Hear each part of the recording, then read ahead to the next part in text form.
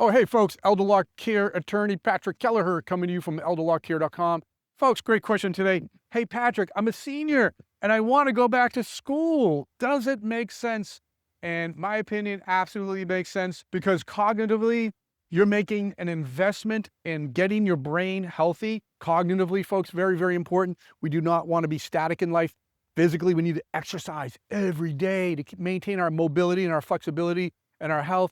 We need to make good decisions around the table, eating the proper foods, because every meal is an opportunity to put medicine in your body, folks, all right?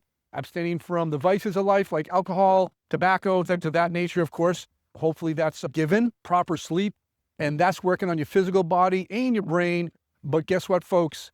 They have studies that doing crossword puzzles daily will be beneficial to you because you're exercising your brain, you're building new brain cells and keeping your brain cells healthy and so forth. So my advice to you, if you're passionate here about learning a new skill in life, whatever that may be, trade school or formal education, regardless of your age, you ought to go for it, folks, first and foremost, because that's going to help you mentally, emotionally, and likely this person here who has a desire to go back to school as a retired senior obviously had this goal, a passion likely in their lives at some point in time. It was a seed that was planted. Maybe they got sidetracked in life, raising a family and other necessities in lives. And now they have the opportunity to do this. So yes, folks, financially, I would say do this, go for it.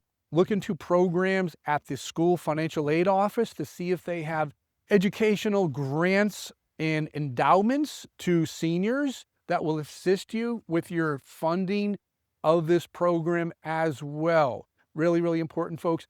And the other piece of this, folks, if you achieve this certificate or degree, and when you finish this course, and if it results in you going back to work, and then you want to be careful with under current Social Security laws, so long as you have reached beyond full retirement age, right now, 67 years of age, that's always a moving target. But so long as you've reached full retirement age, you typically can work as much as you want, and it should not reduce your Social Security benefits. However, if you do not reach full retirement age and you go back to work, they will reduce your Social Security benefits typically in that scenario. So you want to be mindful of that, folks, as well. And if you're going to go back to school and then you're going to go back to work, you want to run the numbers, you want to meet with your elder law attorney, and you want to take all those scenarios into consideration so you don't have any surprises with your maybe Medicare or Medigap insurance premiums. If you're receiving any benefits now today, you could lose those, or those could be reduced if your income is raised at a certain level. Of course, if you're on Section 8 type of housing, supplemental government housing, and you're going back to work, that typically would also could be detrimental to your housing situation. But if you're not in any of those situations, either way, go back to school, get that education, work on your cognitive muscles, your brain, folks, because studies have been done that will put Alzheimer's and dementia typically at bay, and it will keep your brain healthy as you journey through this beautiful path of life.